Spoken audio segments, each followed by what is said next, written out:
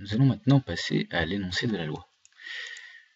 Tout d'abord, nous allons définir ce qu'est une loi de Bernoulli, comme nous l'avons déjà entreaperçu tout à l'heure.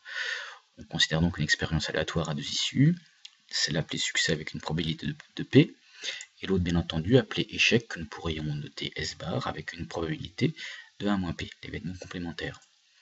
Cette situation consiste dans ce qu'on appelle une épreuve de Bernoulli.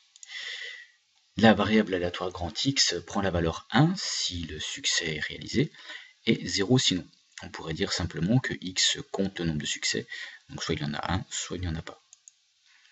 Cette variable aléatoire X est appelée variable aléatoire de Bernoulli de paramètre P, P est la probabilité du succès.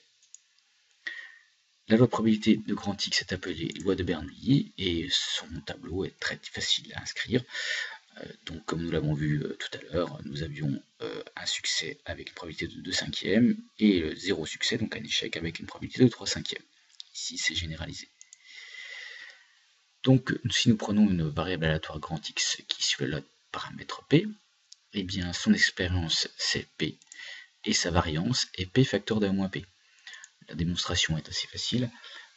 Nous reprenons la définition de l'espérance d'une variable aléatoire qui est la somme des P de x égale xi fois xi. Donc comme il n'y a que deux événements, c'est très rapidement fait. Et donc P de x égale 0 fois 0 plus P de x égale 1 fois 1 qui nous amène tout de suite à E de x égale P.